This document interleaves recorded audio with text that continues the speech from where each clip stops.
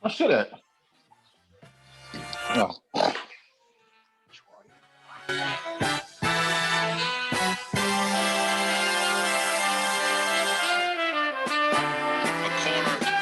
Like thousands of others across the country. It's the place to go if you want to be seen, and to a lot of folks, it's the information center of the neighborhood. Funk is in the bag, and the bag is the bass, and the bass never change. It's a groove. As soon as you hear that groove, I know I got you. Good evening, good people, what's happening? It's your boy A-M-O-N. Armand, say what you want, just spell my name right. I want to welcome y'all to, what we at, episode 24 of the Corner Convo. I will be your host for the evening. Let me let you know who I am and what I'm about. You heard me? I'm one of the baddest motherfuckers of all time. One of the best singers, one of the best looking motherfuckers you've ever seen. Hold my drink, bitch. Thank you. Big shout out to the big homie, Mr. Controversial, if you will. You got to do certain shit. It's just enough that people know that you know how I go where I need to go to get it better. If you push my button, there's no telling what I may do. Stab you, choke you, bite you. I mean, whatever it takes to make a motherfucker stop existing. Hey, man, that boy actually means that. I keep telling y'all, man. Let me bring in, my fellow light-skinned brethren. You heard? I wrestle with an alligator. I done tussle with a whale. I done handcuff lightning, throw thunder in jail. That's bad. The champ is here. And last but not least, this man loves the introduction. He loves the attention, people, so y'all keep giving it to him. I gotta holler at my boy Big Stace. What happened? You better go somewhere with that black power shit. You know that shit was no play in this ride. You better go somewhere with that black power shit. You know that shit gets no play in this ride. Doesn't matter what your name is. Just for you, big fella. Just for you. Oh man, that was I know. Back with the Rock. I got my Detroit Lions colors going just for. What's your name today? Machiavelli the Don. Fell asleep late last night. Okay. Just so y'all know, our special guest is waiting in the room. I text him. Actually, I can't text him because I'm using my phone. Let's give it 5. He'll be all right. What time is it right now? I told him 5:15. 5:13. It's 5:13. Yeah, give it 5. We can get the quick hits out the way. All right. Well, in fact, let me go ahead and start it off since I left the show abruptly last week. You did. I had been sitting here thinking about all the ways I was going to shoot back at my mans, but it dawned on me that this is a perfect opportunity to show people out here in the world that black men can disagree and it not turn into conflict, and words can be used out of context and it not turn into conflict. Dion texted me afterwards, let me know that he said a couple of choice words, one of which I don't really play with, like in no way, shape, or form. But he texted me as a man and said, hey, and I knew that he was probably going to say something to that effect. But the point is, we know each other well enough to know that I know he wasn't calling me that. He wasn't calling me a bitch. He know I don't play with that. He was responding to the actions and he used an adjective. But at the end of the day, it ain't even that deep. There was a part of me that was going to come on here and get on some bullshit, but I just want to use this as a perfect opportunity to say black men can have disagreements and language don't have to lead to bullshit. So there's my black power moment of the motherfucking Black excellence. And you better go somewhere with that black power shit. On your king, on your king shit. I couldn't. McKinde sounds good. You sound I good. couldn't help that. Yeah. No, sound wise, yeah. We move past that. Yeah. But like I was saying, I just feel like Mitchell Trubisky is an abomination to Chicago, and he showed that shit today. That motherfucker terrible. And I can't help that nigga Abasi can't even pick that shit right. Hey man, don't let me go get my other mic, motherfucker. Don't let me go get my other mic. No, Abasi, as a man, tell me what your thoughts were on how the Bears did in the fourth quarter specifically. Well, if you've been watching the season, man, the first half of the season, the Bears defense always stood down in the second half. of games. The second half of the season so far, they're getting shredded, man. I think they've given up from not having offensive support, and they really made no plays today, man. They made no plays. When I text y'all, they need to make a play. They got an interception, and that was it because, Trish Trubisky committed the one blunder. The one blunder he was probably bound to commit, it happened at the most inopportune time, man. And it cost the Bears the game. The one or a few times I do pick these motherfuckers to win. And they were winning. They were winning by 10 points. Going into 3.5 the minutes. Wait, the funniest shit was this, though. Out of nowhere in the group text, Kinde say, damn, Detroit really this bad, huh? That shit had me crying. That shit had me crying. Then what I say, man. We just patiently sat back and waited for y'all want patient shit. Mine said patient, and then I said, you know what? The Bears will blow this sooner or later, and they You blew didn't say that. I sent on my Facebook stories that 5 years ago I posted apparently a game against San Francisco, where the post basically says the Bears should file for 501c3 status because if they're gonna give away games like this, they should at least get the tax breaks for it. Mm-hmm. And 5 years to the date, we watched them give away a guaranteed win. It was a win. To Abbasi's point, that cover 3 bullshit where a team can go from the 10-yard line. They did 90 yards 30 seconds. in like 92 seconds, They bro. just shred them. That's not a good prevent defense. That defense is not working. You need to do the same shit you was doing to keep them off their ass the first time to win the game. But anyway, I digress. Fuck the Bears. They trash as fuck. I think we can end this segment for the rest of this season. Cut this shit, man. Bears are trash, but one more thing. Mitchell Trubisky was on the only quarterback on DraftKings betting site. I feel like he was playing not to throw an interception because DraftKings did a promotion that you would get more money if he throws an interception, and I think he was playing for that. That's what's up. And he low-key had a good game. They lost. Yeah. Against a shitty Detroit team. Against a very shitty Detroit team. Get fired, bro. Like, they've been firing coaches all year. Like, now. Yeah, but the Bears are the worst at that. The Bears always wait till it's too late. Like, it's not just the coach. They need to fire anybody that gets to make decisions. Period. Anybody that gets to every last one. They have to go. I mean, she like 972 years old anyway. Like why the fuck? All of them need to go, man. She's still on slave, bro. That's it. That's why they don't draft the black quarterback. They still on slave. Slave can't be quarterback, bro. What was that shit last night, bro? I just saw it on video and down. What was that shit? Goofy. Shorty's just gonna have a party. It was a party? No DJ. I don't know what y'all talking about. Bruh, in Millennium Park, Shorty's gathered. I guess this was some Facebook, Instagram. It was shit. Thousands. And thousands of these little COVID spreaders were in Millennium Park getting it clean in until it got shut down. Did they have music and shit? I don't know. I was so pissed that they would even try to pull this. You know what I'm saying? Like, I shit. Everybody probably was on they speakers, or whatever. They just congregated. I didn't hear about it. Ain't it cold as hell outside? What the fuck they was doing? They was all in Millennium Park running around, fighting. Police was everywhere. It was like, and they ain't great shit. But it was in Millennium Park. You ain't getting on your police radio? You know what? The temperature kind of don't matter, man, because Chicago is the one city where we have a hoodie on and it dropped 20 degrees. We just put another hoodie on. Mm-hmm. Temperature don't stop shit in Chicago, man. They just go get it in anyway, bro.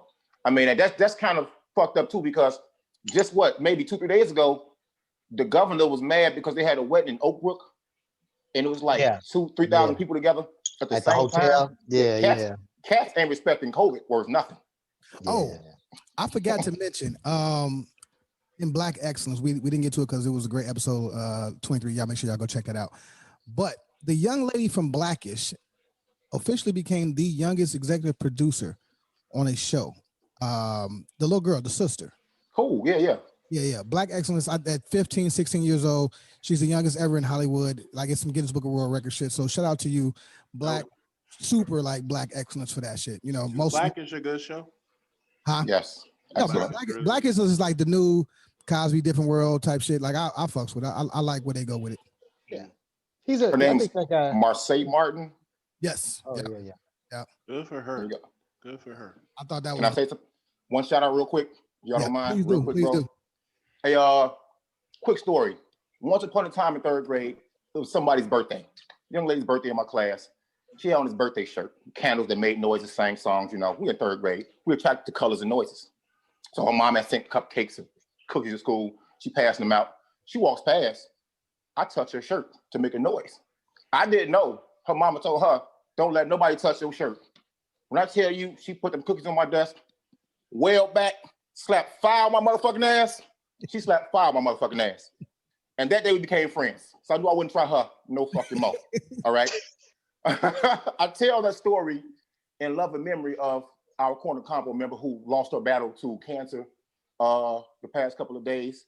I'm a hood uncle, so her son is my hood nephew, man. I reached out to him, tell him I love him. If you need anything, I got him.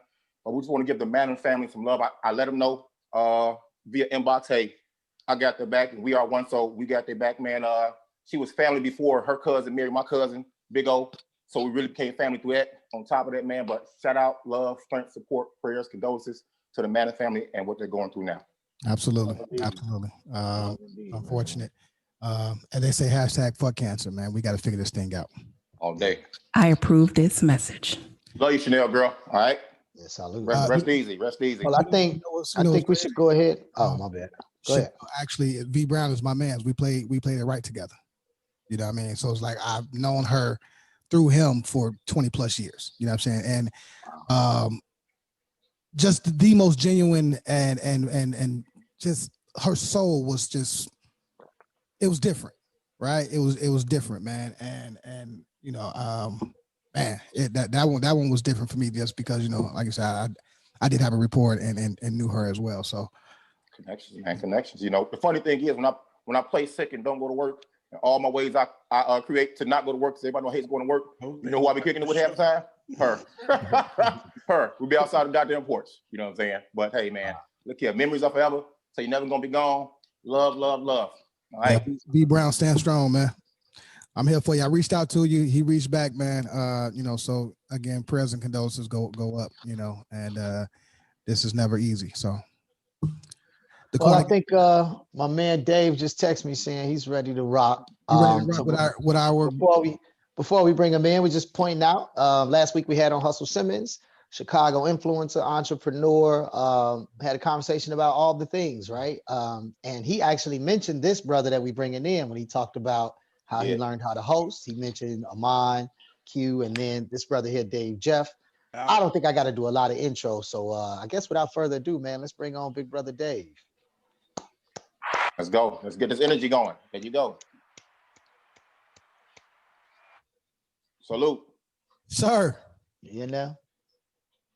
We're connecting the audio. We're getting there. I think he's there, man. Yeah, he's just hitting up. You got to unmute, Pop. Yeah, unmute. What the fuck is Zoom is a meme? Right now. What's up with you, sir? What's up, guys? What's the word? What's the word? Hey, man, I'm just saying, listen. This is why I'm just in here listening to look.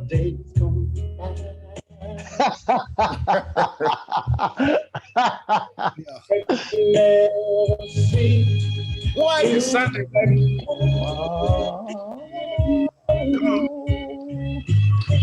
No one. Here you go. Watch this. Here you go.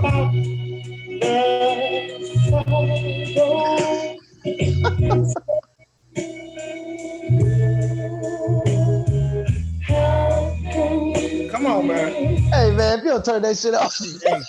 Hey, wait. Sexy Soul Sundays, Now that you playing that, what does that rank on his list of songs to you? What does that song rank? On Al Green's? On Al Green's. That's a good top 3. Okay.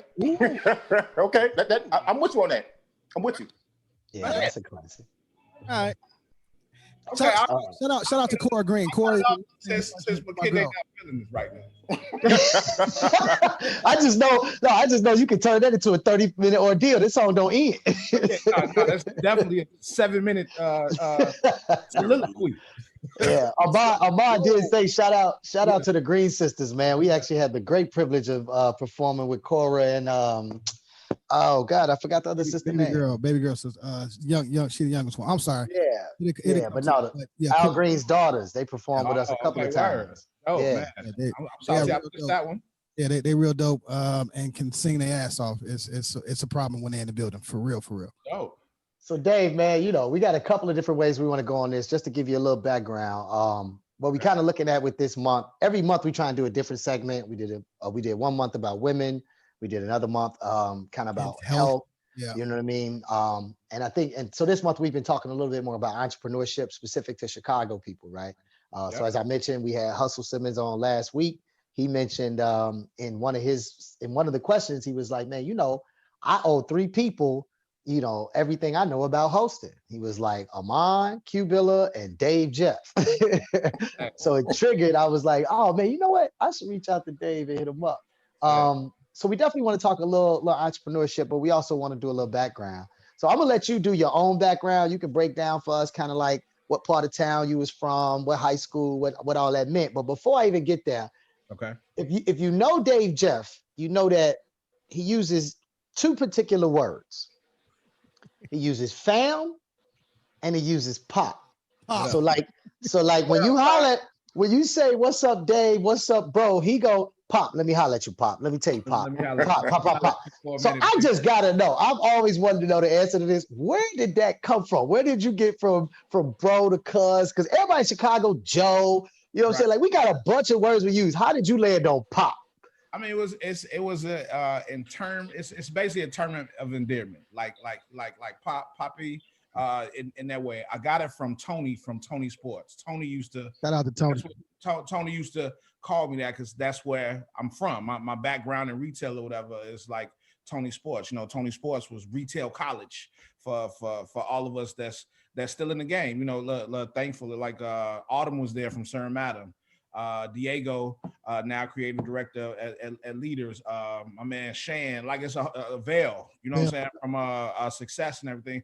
We all came from that, and then that was just a relationship that I had with Tone.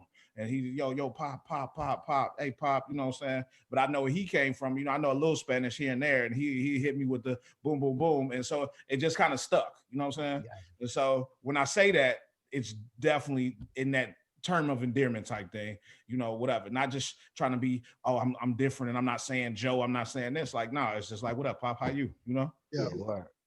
That's dope. Yeah. So yeah, man, break down some of your background, man. What part of the city you from, man? I don't even really know that. Hey, I was conceived in Chatham. You know what I'm saying? that's where my mama from. You know what I'm saying? That's where I think my dad from. I don't know like that, but I'm just saying. But yeah, like Chatham, Pop. 82nd and LaSalle over there, right off the Dan Ryan on 83rd, Cole Park, stuff like that. That's what conceived. But my mom left, and we always lived in Hyde Park. I've been in Hyde Park since I was like 7 years old. You know what I'm saying? Grandparents always still stayed over there. I actually went to Dixon for grammar school. But then, of course, high school, Kenwood all day, Broncos all day. You know what that basically Southside. Bossy, Southside, all day, baby. Southside by the lake, all day. All day long. All day. Hey, you know what? I think your acronym for your, fly, right? That shit is. How did you even come up with this shit? Did you just like? Because I'm dyslexic, so I read backwards sometimes. As fuck. And then shit just, and then when I see like I love Hyde Park, like that shit, like how did that happen for you? Well, like probably like I've been around with the brand since easily 2000. Yep. So you just think back, you think back like 2000. It's like Fat Farm. It's all the PHs or whatever. Then it was a thing at the time. I don't know if y'all remember. I'm sure we all do. Like remember fly paper? Yep. So from taking it from that, but I just didn't want to do like Fly the brand at the time, like because it wasn't no brand called Fly at the time. So I was just on my PH love. And then it just happened to be able to break down to like, I love Hyde Park. I love helping people.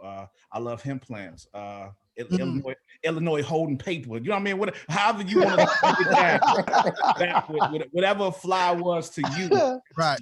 That's what it was. You know what I'm saying? But definitely, I love Hyde Park. I was able to travel early, just with the whole sneaker community. Me and my background, like dancing and doing all the other stuff that I've done in hip hop, and so everybody always screamed Brooklyn, Brooklyn, Brooklyn, Brooklyn. I'm like, no, Brooklyn is dope, but I'm from Chicago. So look, Hyde Park was my mentality behind that. You know what I'm saying? So wait. You're not just gonna move past that like you ain't just say that, bro. Did you just say your background in dancing? Did you just say do your math? Hold on, man. Hold on. Hey, man. Hey, first of all, I'll shout out to the mighty Dem Dare crew. You know what I'm saying? Shit, okay. We going back. We going this like your history. You say history. Like 96, 98. What we talking about? I was a Darian. You know what I'm saying? My first introduction into the music business, I used to dance for Common. Yep. Wow. Okay, shit. Common used to rehearse in my living room sometimes here, there. Twilight Tone Papa had a quarter party with Tone spinning in my sun parlor at the crib. You know what I'm saying? In the sun, only Hyde Park. Ain't no sun parlors. Ain't no sun parlors in the hood. It's funny you brought up Common because we had I think me and Bossy got into it about the fact that no one actually knew that Common was from Chicago, right? And I don't believe that, right? But maybe that's because I was in certain circles and I knew. Do you think by you being there for real that people knew he was from Chicago, or was it assumed he was from New York? No, I think Chicago knew he was from Chicago. I mean, like I just say, yeah. But I can see where they could think he wasn't. You know what I'm saying? If you really just didn't know, you know what I'm saying? But I think he represented well in a lot of his lyrics by talking about 87th, you know what I'm saying? Stony Island, like definitely hitting those points of like, man, Chicago shit, you know what I'm saying?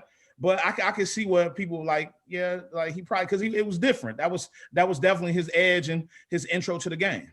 Yeah. Well, you see, his first major hit was I Used to Love Her. He was talking about rap. Right. And it wasn't representative of Chicago's rap at the time. This was his hit now. He was talking about East Coast hip hop, spiritual, lyrical, miracle, biblical, all that, and how I went to the West and got gangster. Yeah, you know. So, and you stupid, dog. And this was a lot of us that work in that circle that you guys may have rotated in, which there are a lot of us that didn't know that. We was like, dude, can rap, but where you from? Right, and then it came out here from here. We looking like, get the fuck out of here. Oh, you fuck with the songs or the mall? Okay. Oh, you really from here then? Okay. Yeah, we knew. We knew, but at what point? Because you know, when you're doing what you do, you never want to cap or limit success because only a fool would do that. All right.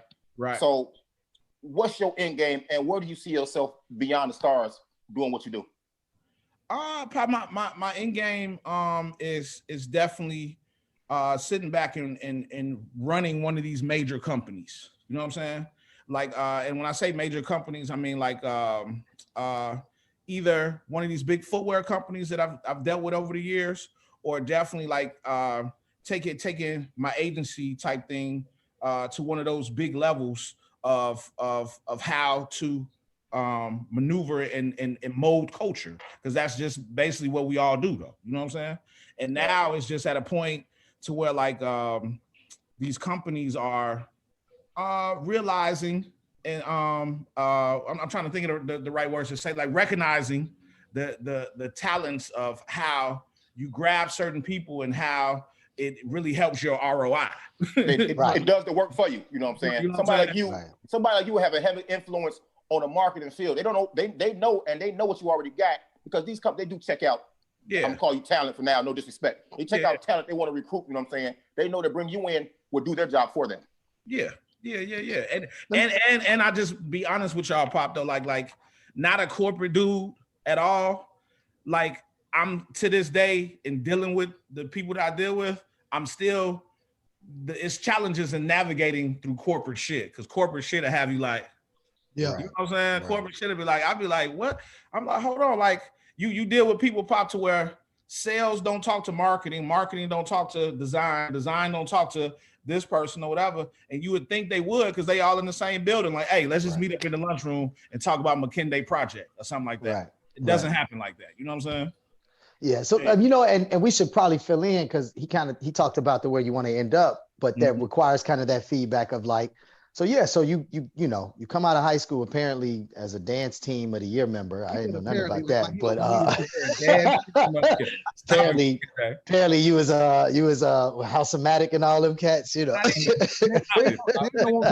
This so we clear. Like, no, you're not gonna do me like that, Pop. 17, look, 17 years old, my spring break senior year at Kenwood, Pop. I did the Jam video with Michael Jackson. Tokyo shit. Are you serious? While you talk about House-O-Matic, I'm gonna tell you to beat it. This boy. I was gonna mention that, but I wanted to save it later. I actually auditioned for that, so you took my motherfucking. Hey, my bad. Well, I'm learning a lot about my homies today, boy. They auditioned every black kid in Chicago for that video. Mike was in it. No, it was. But I was gonna ask you. Before I forget, am I correct or not that you was I went to NIU from 94 to 96. I did some hosting down there. I did that. We did an auction for the ladies and gentlemen in Grant North. I was president of the Black Student Caucus. My man. So, am I correct that you was down there? I know I saw you down there. Yes, you are correct. Yes, you are correct. I was there. I was in and out of that school. Yeah. Hey, Northern in and out. You go in, do your thing, and bounce. I was still like how can I say it? I was developing marketing strategies from global economics. From street pharmaceuticals of the day. Like, not real talk, Pop. Yeah. I actually I got locked up in DeKalb. I did a vacation. I don't know what that means. He did a vacation though. Yeah, I did a vacation. Shout out, both of you niggas were sellies and y'all ain't coming clean, right? I was at J1, brother, if you remember. Okay, so look. Yes, DeKalb. Yes, NIU. Next topic. Hey, expungement as always. So no, what I was gonna say is so you know, you obviously, I think if you ask the average person in Chicago, you know, what do you know about Dave Jeff? They directly align your name with the sneaker culture. You mentioned the Tony Sports kind of start. How did and you know, you talk about how Fly Life as a brand kind of developed conceptually. How did you position yourself as an actual person where the shoe companies, where the Pumas, where the you know what I'm saying, where the, you know, the complex, where the people begin to look for you as the sneaker culture guy in the city? How did that develop for you? I mean, probably you gotta I mean, of course, it was never planned. What's for you is for you. You know what I'm saying? And I was in a position early to it wasn't none of this. It wasn't nothing that we talking about then. If you just rewind and do it, wasn't no boutiques, you know what I'm saying, whatever. And Fly was just the first to do it in that way. You know what I'm saying? And then so gaining, what can I say, national recognition. Back to my other point, these companies look at what and who, you know what I'm saying, and do their homework. And it was just a couple of phone calls, but I'm just saying it was. Was there like a specific relationship? Was there like one thing that really did kind of drive it where everybody knew to start looking for Dave? Well, I mean, early like the K-Swiss shit, the K-Swiss shit, I think kicked it off. The Nike shit kicked it off because I had the shoes with Nike. I had the two shoes with Nike, Air Max 90 and then Air Force 25. There was an Air Force 1 sample, but it got lost, so they say, whatever, and it never happened. And then the K-Swiss thing, I think, just really took it to a major, to where Nike was with me. I had the account at the store. I did the shoes like friends and family, but K-Swiss really let me do me and put money behind it. You know what I'm saying? So this was the start of the Fly Block parties, which initially turned into partnering with Swain, and boom, High Park Groove Fest, High Park Summer Fest. You know what I'm saying? But that, I think, was the beginning. And then those relationships, when you come in the city and you go, man, I need to touch this person, really align me with the Emerys, you know what I'm saying, or whatever. And then Emery, just being a real nigga, just gave ill oop, and here we are again. You know what I'm saying? We're on the Puma. Right.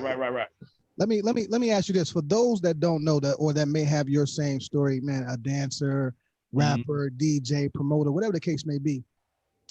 Let's talk about the business part of actually being an entrepreneur, right?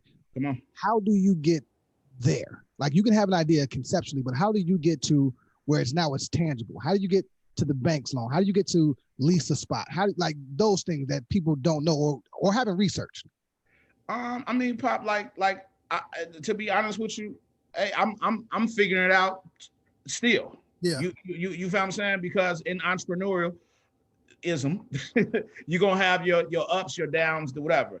I mean, and I don't want to sound cliche and be like, man, I've been a hustler my whole life or whatever. But no, I'm just saying, like, I know 1 + 1 = 2. You know what I'm saying?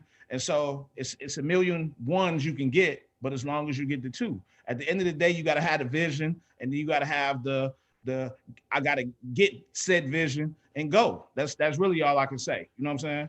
Because like I took my pre-vacation life, you know what I'm saying, and turned it into not real talk, and turned it into I'm not going on vacation again. You know what I'm saying? Right. And so like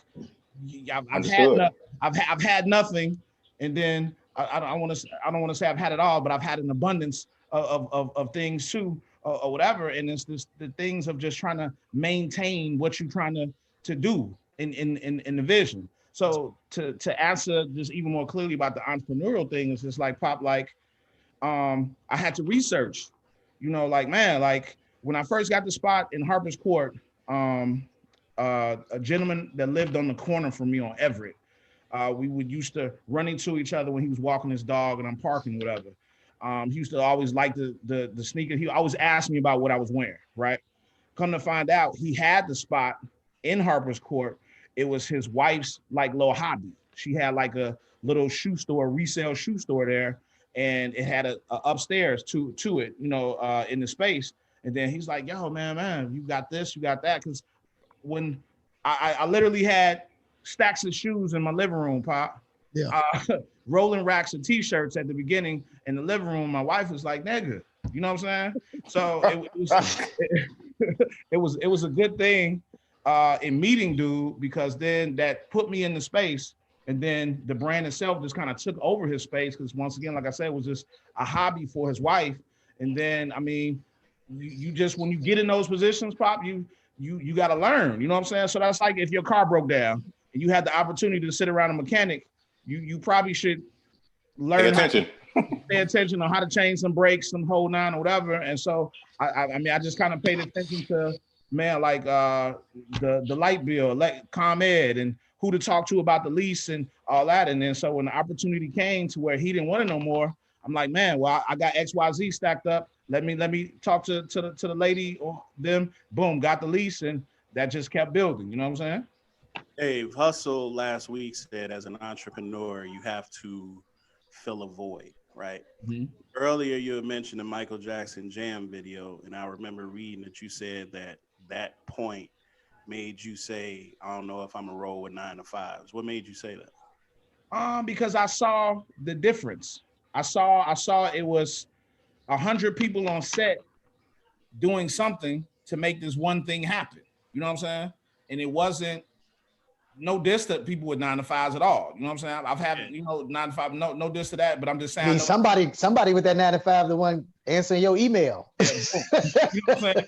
But I'm saying it was just, I saw early that it was different shit going on to make, once again, that 1 + 1 = 2. Mm-hmm. You know what I'm saying? One of the other things, every time I talk to you, you're the only person this happens with too. Every time I said pop, I be going right to the pop. And I be telling myself, don't do that just because it's Dave. Yeah, but one of the other things we talk about two of the other things we talk about on the show are, one, parenting, right? Because we are all approaching 40 if we're not there already. And we know that our teenagehood, which you kind of, illuminated to a little bit already, or alluded to already, looks different than what, you got a teenage daughter, you know what I'm saying? So it's like I'm gonna bring this question back in 1 second. But the other thing we also talk about is health. So I want to hit on those two before we let you go. But on the teenage tip, I remember that first store, right? So that first store was in the old Hyde Park. Yeah. That was in the Dr. Wax. Yeah, that was in the Dr. Wax, Dixie Kitchen, Calypso. Like, bro, that that was such a signature part of my upbringing in a different way. I'll tell that story a different day. Point being, what do you see differently as a Hyde Parker in high school then or prior to that? But you know what I'm saying, leading up to that, because it really didn't look different from when you was in high school up until that point, right? Right. And now as a Hyde Park adult, right? And now with a teenager in Hyde Park. And obviously we know Hyde Park has changed completely from what that was. What do you see to be the biggest difference? And what do you think that difference, how is that difference going to affect your daughter's experience? Social media, technology, Pop. Technology. When we were young adults, high school, open lunch period, you know what I'm saying, whatever, we would jet up out of Kenwood and be up and down 53rd like it was Michigan Avenue, you know what I'm saying? I think the youth are there now, but they still are not in the moment of the culture of Hyde Park. You feel what I'm saying? Of it is more about, let me get on my phone or this, that, and the other, TikTok and all that other stuff. I think that's the difference. Now, it can be good and it can be bad. Like, because we didn't have the technology, stuff like that. Like, I mean, yeah, we got into other troubles. But I mean, I was skateboarding, Pop. I mean, I played football at Kenwood. I was on the swim team. I was doing a lot of other stuff. Everybody now has aspirations of being a rapper. You a black man that can swim? You a black man that can swim? 11th in the state, 50 backstroke when I was 11 years old. We can do this, man. We can do this. We can do this. Wow. Look, hold on. First of all, Lane Tech was the only school that had a swim team. You're not gonna Kenwood Broncos. Kenwood got a whole Olympic pool. They got an Olympic size pool. Kenwood, Whitney Young, or whatever. What you mean? Yeah. We know who's around y'all pool though. We were the best of that shit. But go ahead. I you know, swimming, man. I'm gonna give you the dance shit because we fly niggas. Swimming. 50 meters, backstroke, breaststroke. What we doing out here, man? What you want to do? Now, today? We can find the pool. I'm silly, man. It might be slower. It might be slower, but we gonna. Hey, this may be a moment in Black history. This may be the first time two black men challenged each other to a swimming match, not a basketball match, not going to the court. Seasoned out here, man. Go ahead. I ain't mean to but to your question, Ken, I just think like, yeah, the technology is what's different. You know what I'm saying? I think like as you were saying, like you were there in the early days of the store in the court or whatever. We was just trying to figure out MySpace at the time. You know what I'm saying? Right. And things like that. I mean, I just think that's the only difference for real. And then, I mean, unfortunately, the violence has always been there, but I think like now it's just easily, it's just more televised. You know what I'm saying? In your face. Yeah, you see every person that ever got shot all over the country all day long versus just around your neighborhood. Right, exactly. You know what I'm saying? Exactly. Now, as a teenage father, you know, I got an 18-year-old and 17-year-old, right? I always tell them, look, man, you represent me when you walk out the house. Right. Does that saying even mean more because of who you are, right? Because I'm somebody, you know what I mean? Let's be clear. But come on. But we all somebody. We are who we are. At the end of the day, it's like, all right, look, watch your mouth, watch what you do. You know what I'm saying? Well, so just so you know, I'm a grandfather, right? Okay, that's right. I got two older sons. Okay. That are grown sons. Like Kinde, thank you for saying, like, you know, we at least 40. Like, Pop, I'll be 45 in January. You know what I'm saying? And so like I have a older son. My oldest son is 25. You other gonna son, shoot that shot right out of high school? I feel you. Hey, I've been Dave Jeff for a long time. My other son, he just made 24 in November. But with my wife of the 18 years, whatever. Yes, I have a teenage daughter who is I've tried to take her, Pop, and hold her around and see everything that goes on. One, as a male, like as a father to a daughter, but just so like, you know, righting all the possible wrongs, you know what I'm saying, of third time's a charm on being a dad and being together. Right. You understand what I'm saying? Two-parent household or whatever, and not to say I got it right, but just did it better. You know what I'm saying? And that. And so like, yeah, probably like she's been to the award shows, everything, and no cap and no stun here, right? For her 16th birthday, she said that like, yo, I want to go to LA, Dad, or whatever, because she sees me back and forth. This is pre-COVID. It's right at COVID, you know, for they should just like February, or whatever. So boom, took it to LA, you know, did our regular things, New Rock Nation office or whatever. 5 minutes of being in LA, she runs into Jay-Z when we in the Rock Nation office, and she ain't fan out. She was just like, hey. Exactly. Here's your job. Exactly. I love that. I love that. She ain't fan out, nothing, stood tall, you know what I'm saying, or whatever. And all that. Didn't even try to take pictures or nothing or whatever. Just, I mean, because it was like the norm to her or whatever. And I just think like I've tried to put her in them positions so she can be her. You know what I'm saying? Like at it, like, yeah, your last name is Jeff. You feel what I'm saying? Ain't too many Jeffs in the city. First name as a last name. Yeah, exactly. Like that. So it just, you know, I try to get it right in that perspective of it. That's what's up. That's what's up. I was gonna say one more. Oh, my bad. Dion, you had another one? No, I think Abasi did. Oh, go ahead, Bossy. Get yours off, Kinde. I'll go last. It's easy.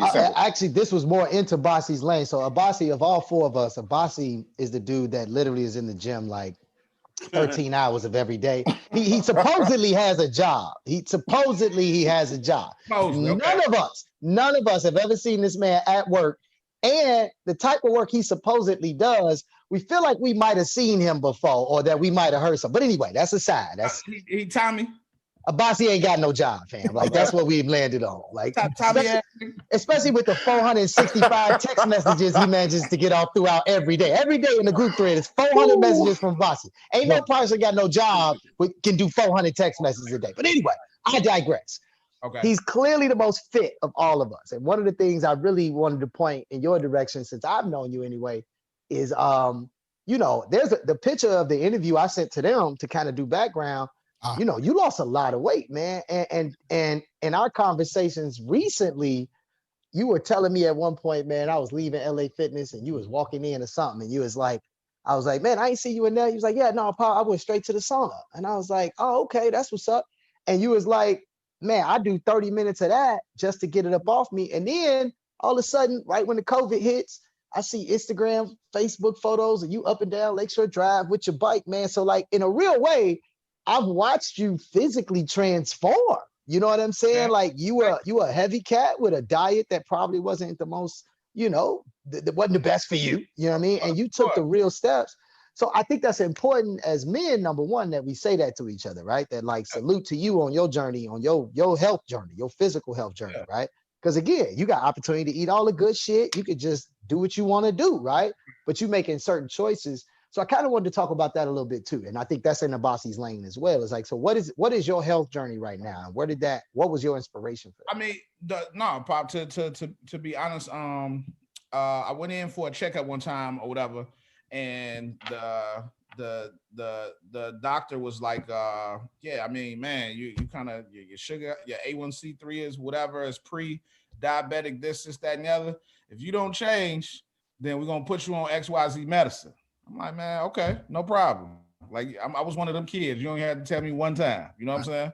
And my whole thing is, you know, about the medicine and all that other shit. Fuck all that medicine shit. You know what I'm saying? When it comes to that. So especially if I had the opportunity to change and it'd be on me, you know what I'm saying? It'd be on me to change. And that's what I went in and I just took that change and gradually lost like, I think the most I lost was like 60 something pounds, you know what I'm saying? And so that was the difference. Good shit. You know, thank you. That was the difference. But like the bike ride and all that stuff, like, I don't think it's no rhyme and reason to it. It's just we know we got to do better in the choices that we make of the shit that we eat. You know what I'm saying? Just like it ain't this diet, it ain't that diet. Like I really don't follow no nothing. I just try to just be more aware of what I ate. You know what my ultimate goal is for real is really a strictly plant-based type shit. But my wife, my girls, whatever, they just, you know, they they this big and want to just do that. You know what I'm saying? Or whatever. Like, no, fuck that. I want whatever. But that's the goal. So like, if I was a single man, I'd be in there just like sauteing native foods all day. Dandelions and shit. You know what I'm saying? Dandelion. That vegan life is all good, man. I probably shook off about 40 pounds in all of 45, 60 days. Like it was a real lifestyle. Like it's the consistency. And so like now, because I love my bike and love the ride and love what that like kind of cycling does for me, you know what I'm saying? Like I invested in the Peloton or whatever. That shit is crazy. That shit fun. Yeah. You seen this new mirror shit? Never mind. That's a separate second. Anyway, go ahead. Yeah, the Peloton or whatever, pop, like any one of them workouts that have you sweating, yo. Oh, you know yeah. And I'm sure like any one of us that are into the health, into the thing, it's all about movement, and it's all about movement. Facts. And then, Those are facts. With me being on my bike a lot, I go work out with my brother, Spurlock. You know what I'm saying? And he has the flyweight division of the brand or whatever on the health or whatever. Shout out to Spurlock. Shout out to Spurlock. Shout out Spurlock. When I want to go lift some shit, when I want to go flip a tire or something, you know what I'm saying, and pick up stuff like that. Like, I mean, you gotta feel like, cause I'm a big dude, you know, and some people like lifting weights, some people don't like lifting weights. Now, I like the iron. Yeah. But riding and doing the cycling or whatever like this, I have me, you know, small like Kinde. No diss. I ain't taking it as much. Hey. No diss. I see your guns. I see you know what the gym is that way. Hey, that was actually perfect right there. That conversation was actually perfect because we're not gonna let you get out of here, man, without talking about the flip side actually of the conversation of working out. So it's the holiday season. We know it. Come on. If we got good habits, we usually crack them or break them around the holiday season, especially when it comes to eating. All right. Mm-hmm. So what is your go-to holiday meal? And if you got one, is it soul food or what is it? How do you get down? I'm a spaghetti eater, Pop. like because okay, my wife is Creole, her family, whatever. So we don't do that traditional meals of things during Thanksgiving or Christmas or whatever. Yeah, the holiday. Every time we don't do the you got some roast cone. You got some crawfish platter. No, Pop, like her family don't like turkey. They don't do turkey. That shit is trash. So I'm just like, what? I'm like, okay, you know, boom. So like it's like, you know, the chickens, the dope dressings here, and this Creole, this, that, and the other, whatever. So it's really not a go-to. But my cheat thing that I love, Pop, is I love chicken spaghetti. Chicken spaghetti? Brown chicken, Pop, brown chicken. I've never heard of this ever a day in my life. I've never heard of this. I'm done. Like, I mean, that right there, like, I know if I came in the house and that's cooking and whatever, like, whatever diet I was on, I'm kind of off on that day. You know what I'm saying? Then I just got to go in harder the next day because I'm eating a bowl of that shit. Well, you earned it. You earned it, though. You know what I'm saying? The lifestyle change, you fucking earned it, man. Earned it. But I mean, I'm just saying, just at the end of the day, Pop, and us getting older, what I know is the movement is especially this. Like, I'm not trying to outdo nobody, and I ain't trying to have the Kinde six pack. You know what I'm saying? Whatever. Right. Like, if a Kinde six pack comes, then that cool. Fuck it, I'm gonna have a Kinde six pack. I'm not going. I like the fact that it's called the Kinde six pack. I'm gonna sample this. I'm gonna take this little audio clip out. That's gonna be my phone ringer. Like every time somebody texts me, Kinde six pack. What is that? Right. Well, look, man, like as we say, man, and as I said, the hustle last week, as I learned from Harold Green, it is a privilege, man, and for me, a pleasure to be able to sit, you know, whether it's Zoom or not, but just to be able to sit in the company of other brothers, man, that have found success in their passions and that are doing things, and particularly for people like yourself who have definitely put on a number of people, man. We would spend all day if we really talk about the number of people that have benefited from just you with a phone call. Like when your name pop up on the phone, it's like, yo, whatever this is, it's definitely a move that he putting me on. Like rarely is Dave Jeff asking, he usually offering. So at the end of the day, man, I just want to say, if nobody else does, man, much blessings to you. Much appreciation for you. I'm sure the city appreciates you. I'm sure Michael Jackson appreciates you. But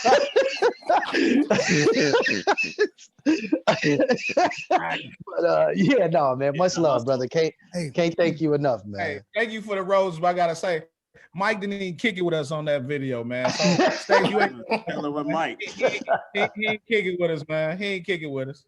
But yeah, hey, I ain't gonna let you not, get here yet. Huh? Out of here yet, right? You mentioned being married. I'm here, right? We so here. Come on. If you want to rock with us, we can rock. We can rock, right? So let's look, rock. Let's rock. I had my spaghetti already. I'm good. You know, we've had several late night Hyde Park conversations about everything, right? Mm-hmm. How do you juggle the day to day with the wife, and how do you get to 18 years, right? And this is a question for me personally. You know, I'm 7 in with my queen, and it hasn't always been amazing, but the part that I love is the process, right? To get there. So how did you get to 18? Kinde, we got to be quiet on the segment, okay? This is for Dion and Monty. I ain't got shit to say. I ain't got shit to say. Mute myself now, nigga. Especially being an entrepreneur, being in entertainment. Like, how did you get her to a place where she's comfortable and she's okay? Okay, this is a good question. This is a good question. After school special, listening. I mean, first pop, like, I had to want to be in this relationship. Mm-hmm. You know what I'm saying? Yes, it has not been rosy for 18 years. You feel what I'm saying? I think this last 10, we probably really loving each other. You know what I'm saying? To be honest. In building my brand early on, and being out and being gone, like my wife is secure in her shit. So because she's secure in her shit allows me to continue to be Dave. You feel what I'm saying? Yeah, like she'll bust my balls, like, where you going? What you doing? You making some money? You know what I'm saying? Whatever. She on, that's her thing. It's like as long as whatever I'm doing, wherever I'm going or whatever, like it's gonna benefit us, benefit the crib. It's cool. And I think that's it's hard to find that, but you still got to build all that up too. And I think like I say, in the last 10 years, we kind of coasting now, and my babies are getting older in that. And so it's not as difficult because we know our place. You know what I'm saying? We know what we're doing. It's still an everyday, it's just an everyday thing, but you got to want to be there. You know what I'm saying? If I ain't want to be there, and then just like, oh, no, I'm only here for my kids. You know what I'm saying? Whatever. Then we wouldn't be cool. But my wife, we cool. You know what I'm saying? That's like, I don't want the cliche shit like, oh, that's my best friend. I mean, but that's the homie. She about my best. She's my best friend. We get down, laugh, joke, trip, do everything. Let's say I come in and I've been kicking, and she be like, "You high?" You know what I'm saying? Like real, like, you know what I'm saying? She understands and gets who I am, and what it is to, I guess, and I'm not to say it like this, but to be Dave's wife. You feel what I'm saying? Because she's her own thing. She's her own entrepreneur. She's has her own daycare and things like that. So she got her own shit going on or whatever. And she's not just really into me all day long. And we meet up well. But I mean, it took us a while to get there. You know what I'm saying? I totally get it. I think the peace comes from, as a man, when your wife understands you and your totality, right? And your will, right? Now, because she understands me, it makes it so much easier for me to understand her and listen and hear her. And here, but not to cut you this or whatever. Like, this is for all of us in any person that we come in and deal with in this close proximity. You got to know these people, because just like you saying, like, is she in tune with what she got going on? Then you know how to react or act because you know her now. You know what I'm saying? Yep. And the most cliche, Kinde, I mean, shit that you could say is like, look at this, what the people say about when you get on the plane, right? With the face mask, you gotta get your face mask, then help somebody else. Pop, you can't do shit until you got yourself together. And I'm just saying, like, in me building my business, building the brand and building these things, like, it's an everyday thing to continue to manifest and maximize on who Dave is, and she's been along for the ride, and I've been along for her ride and this, and that's good. Now I think, I was gonna say, I think to the point of that is it's just the idea that like at the end of the day, what did I bring home? And if what I brought home has value, even if we got smoke, then that's some smoke we can figure out tomorrow. But like, what did I bring home today? Like, what did we get done today? It's days that like I've been places or been around things, whatever like this. So like I'm not on that because I got to go home. I'm about to go home. Look, excuse me, miss, I'm going home. You know what I'm saying? Or, hey, I'm just saying, and like I've been there for at least 2. Right, that's what I'm saying, because that's where I want to be, and I don't want my brand to be the smudge or tarnished or her thing. I would never disrespect her in that respect. You know what I'm saying? Nah, I would say though, I'll tell her, and as we on here or whatever like this, you see me fucking around crazy. She an alien. Oh yeah. You know what I'm saying? Oh yeah. Some green chick on the moon. Like, what you gonna be? You gonna be mad? Like, you know what I'm saying? Hey, but no, man. And she definitely one of the coolest people though. Like real talk. Like in the few occasions I've been around, and it's got to be super hard. We should definitely have a whole segment about that. We should have we should have the partners of partners that are in the industry, because that is a heavy weight to carry, especially the more popular or the more influential that person becomes. That's a heavier weight, and it can potentially detract away from attention that would normally be given to you. So shout out to sis, real talk. She's definitely one of the coolest in the game. I thought she was your daughter. Baby. That's how young she looks. You got Alpha Space, and I think it's brilliant how you've been working that thing over there, right? And I love pause on working that thing, but okay. Yeah, pause on working that thing. Yeah, brother. I hit hit the button. Hit the goddamn button, dog. Hit the button. God damn. Hit the button. Myself? Yes. Of course. Yes. Wait a minute. First of all, you're not gonna speed past that like you didn't just say what you just said. Like you didn't just say what you just said. Look myself, man. I apologize, man. How do people even get in contact with you to get Alpha Space? If they wanted to rent it, you know what I mean, or just host, whatever. Well, this is what it is. This I'll just say, like the corporate word for 2020. I said this in a couple of other interviews, is pivot, right? The Alpha Space is totally a pivot move since day one, right? Mm-hmm. If I signed the lease for the Alpha Space, it was supposed to be a new fly store, right? Mm-hmm. And if I signed the lease, let's just say August of 20, maybe like 17 or something like that, we were supposed to be in the space 6 months afterwards, right?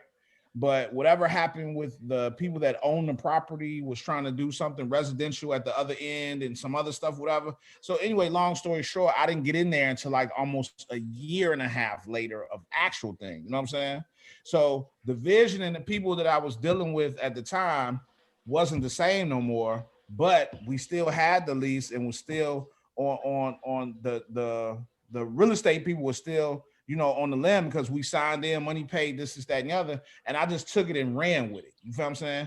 Me and my, you know, and the marketing mind and the thing, okay, the Alpha Space, because I have a store in Wheeling, West Virginia that's called Alpha too. And so the whole thing behind that is like the beginning of everything fly. You know what I'm saying? The Alpha is the beginning, like the Alpha Omega, that whole piece. And so this is what it just turned into, to being like, for people to do pop-ups, people to, you know, to build their brands. This is the beginning of them doing whatever. And then whenever I drop new shit, then it just becomes a fly store for that time. But I mean, to get in contact with me, I mean, just hit me, because like the space is initially just my office. You know what I'm saying?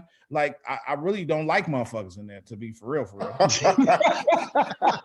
mean, just to be totally honest, it's because it's a creative space. You know what I'm saying? You know how like you have your space and then you come in or whatever. But I mean, like in the means of you know, having the dollar circulating, the space paying for itself. Yeah, if the right situation comes and we can build it out and somebody wants to invest in themselves, invest in the space, let's get it. You know what I'm saying? To it. But COVID and all this stuff is like, it's been like that. Ain't 50 zillion people been in there, which is a great thing, but it's just pushed me to be more creative in a lot of ways to reach people and for people to reach out. Well, you do know that the Corner Convo is going to have to pull up, man. We're going to have to do a live joint inside the Alpha Space. That's look, 1, 2. That's no. We got the CDC. Lori good with this. Lori cool. Good. You know, somebody else, a camera dude or whatever. Boom. Now we got maybe total 10, 12 people in there. We good. Yeah. Let's do it. Let's do it. Yeah. Hey, brother, it's always a pleasure, man. Like I said, man, just in passing and always being communicative with you. Like you are very influential, man. And I've seen your growth from thank you rock bottom all the way to now, right?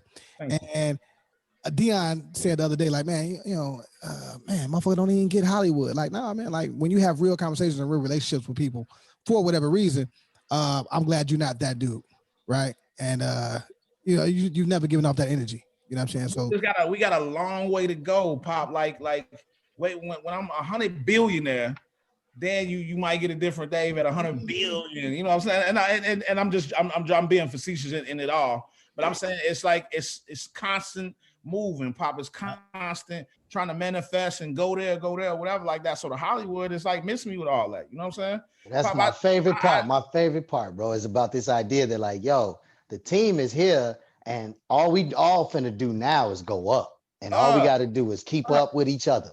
Pop, go up and keep up. I have made more money in forward motion in this pandemic than in the other years or whatever, because I've had to sit down and really be creative and be focused on what it is I'm doing. So to be Hollywood or be like this, now we all in this. I need you. Y'all need me. Let's keep it moving. You know what I'm saying? You said earlier, bro. 1 + 1 = 2. Equals 2. Period. And that's just me. Somebody act like that to me, whatever. Yeah, Pop, my circle ain't big at all. You see how I move or don't move. You know what I'm saying? Mm-hmm. Mm-hmm. All right, brother. We're gonna let you get back to it, man. That's Brother Fly, man. And he just pulled up on the Corner Convo. Our listenership is crazy too. In case you didn't know the numbers, man, we probably at this point about almost 10K listenership.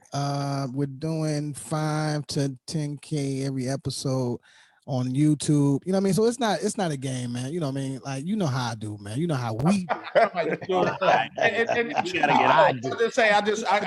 go through the whole thing. I appreciate each one of y'all for even the platform so we could talk this shit. You know what I'm saying? When Kinde hit me, it was like, man, hell yeah, Sunday, okay. After I do my spaghetti, I'm free. You know yeah, he literally, there was no hesitation. No text message came with anything other than absolutely no problem. Let's do it. Because I'm just saying, I probably know him and had more interactions with any of you all in it, and I know McKinney be on his shit. You know what I'm saying? Yeah, we had way more interactions than you think about it. Hey, you might just got speed past. You might just got speed past that. Like you ain't said that. He want to go to cab with me. He want to go to cab. He want to go. Was y'all once you say that toll on Annie Glidden, we different things. So he gonna take Annie Glidden, man. Yes, sir. Hey, do you know the nigga that set me up, that had me locked up? Tell me something, man. Hey, I feel the same way. That's what Mom was trying to say. Man. I know Carl. Hey, shout out Rob Carlson in this motherfucker. Oh shit! Damn. Hey, sponge. That's the word of the day. Hey, for real, y'all, for real, like real talk. Like I'm doing this book and this documentary, right? Like it's called Two First Names, right? And so it's really telling my story from, man, so many things. Just like McKinney, you don't know about the Michael Jackson or whatever. Like it's 50 million things I can really tell you, but it's a chapter on DeKalb black hole shit. Yeah, DeKalb is a black hole, bro. Black hole, bro. From 94 for a lot of people. For a lot of people. Man, for a lot of people, like I learned a lot of shit there and seen just a lot of shit. Like I'll be like, boy, this is America. You would never never forget that time of your life. Man, I'm so glad to get. But Lincoln was fun, G. Hey, y'all see, he was big time. He was in Lincoln. We used to go over there to eat. Oh, yeah. I was in Grand South, so look, we was in the suites. Yes, he was in the suite. The good food. No, but Pop, I appreciate all y'all. It's great to see y'all healthy through this whole piece, man. I hope the family. I mean this sincerely, y'all family and everything. Everybody makes it through this, and we just keep on winning, man. My whole thing is for emotion, stay fly, have faith. That's all we can do. Thanks. My nigga, I appreciate you, bro. Salute, bro. Gratitude. Love is love. Peace, man. Love.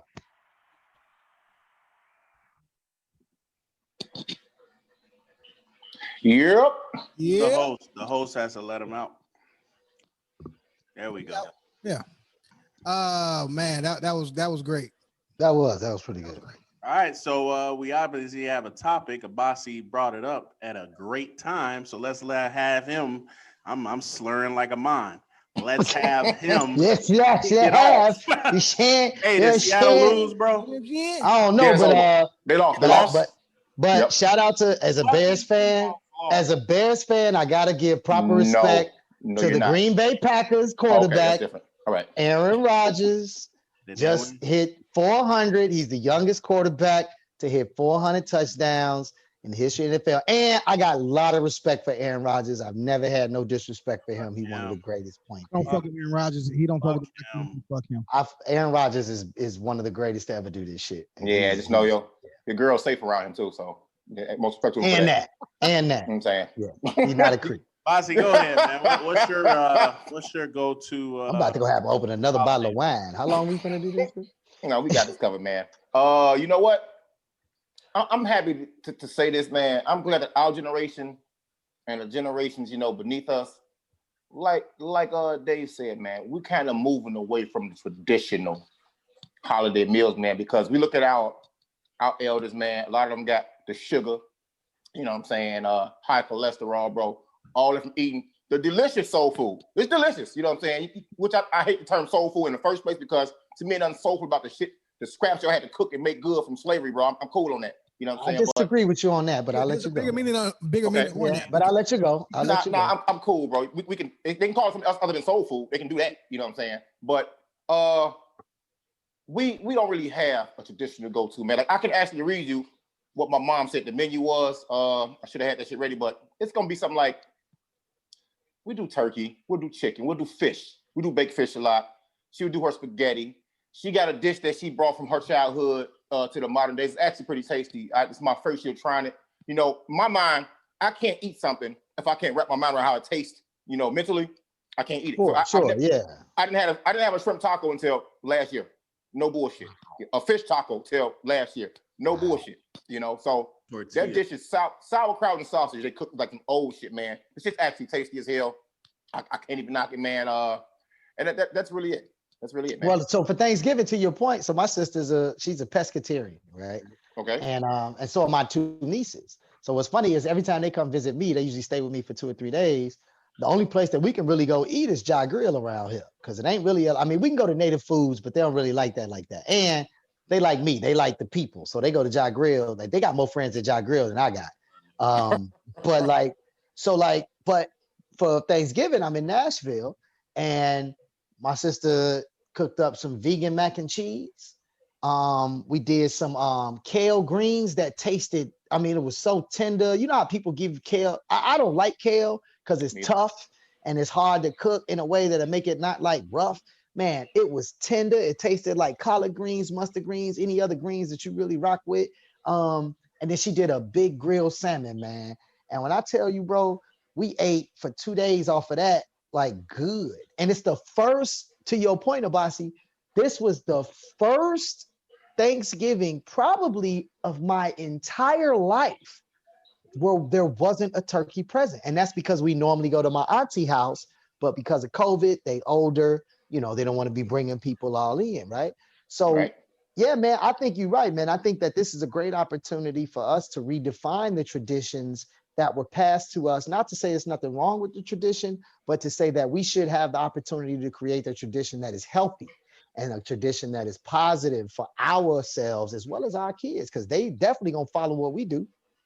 That's really cute, guys. I respect everything you guys said. Miss me with the dry ass turkey, and then you got to put gravy on it. Wow. I like turkey and gravy though. I ain't gonna lie. No, listen, bro. There's nothing that I actually like about fucking. If we're talking Thanksgiving, or even ham. Do you do the ham? Hold on. I hate all of the traditional shit that comes with that shit. Why? Really? Yes, because that shit is trash. Define traditional. What's traditional to you? Greens, macaroni. That's not Thanksgiving food. No, stop. Time out. This nigga was about to say it mine. You don't like what? I ain't saying macaroni and cheese. Mac and cheese. That's just trash. Honestly, bro, before you finish, I'm actually losing the taste for it too. But I'm not gonna say it's nasty. String beans, like all that shit. Like, I want to know what made that shit tradition, right? Because I literally hated going somewhere. If you go to your grandparents' house, burning shit. That shit, like you got to get you some sweet potatoes. You got to get this. You got to get this on your plate. And no, nigga, all I want is some dressing and a little bit of ham, and I'm good. All the rest of that shit is trash. Keep it, right? So as I got older, I was like, man, we can create our own menu, and it be what it want. Like, I want some fucking shrimp. You know, maybe some shrimp and grits on my shit. Like, you like shrimp and grits, bro? I love shrimp and grits, bro. And you dissing greens and mac and cheese? Shut that bullshit up, bro. I don't like it. Can I not like it? Cornball cool. I hate you. I don't even know you, and I hate your guts. I hope all the bad things in life to you and nobody else. Whatever. Well, I appreciate all you guys going to the next level of echelon. First of all, did they have a Native Foods in Hyde Park? Because I love actually. Yeah, it's next door to Ja Grill.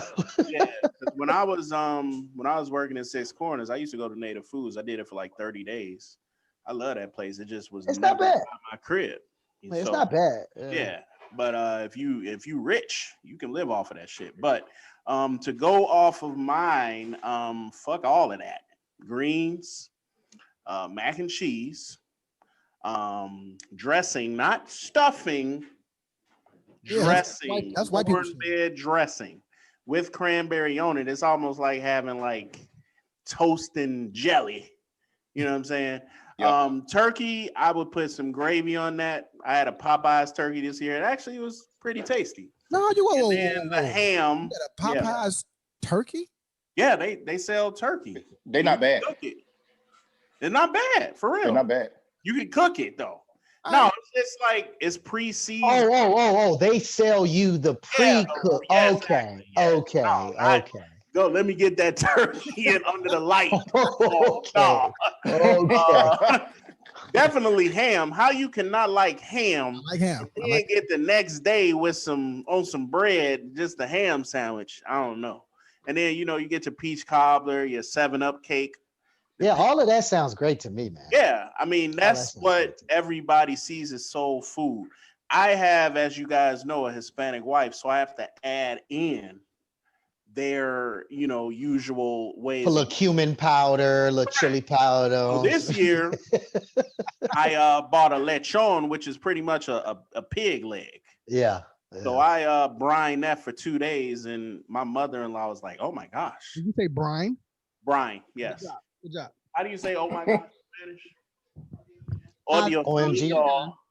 Es Ayos mío. delicioso. Ayos mío. Está delicioso. So Los OMG. like David said, his wife is Creole. Right. He has to add in ways.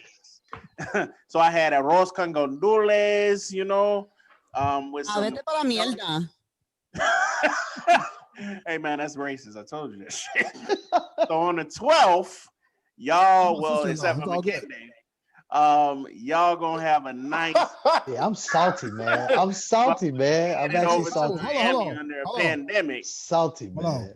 What was that? Episode 22. Dion put a hit out on Kinde, and now Kinde is not showing up for the function. Put a hit out. That's not why though, man. That has nothing to do with it. He's going to Miami in the midst of a pandemic. I understand, man. It's yes. It's probably I'm a $40 flight. It's definitely cheap, but that's still not even why. It's definitely not even why. I actually didn't even want to go. To be straight up all the way 100. I was offered this trip twice. I said no twice, but the circumstances that developed previous to last episode certainly put me in a situation where it was worth me going. So, hey, how much the ticket, Dion? What the fuck? How much is that ticket, dog? How much the ticket again? It was like 93.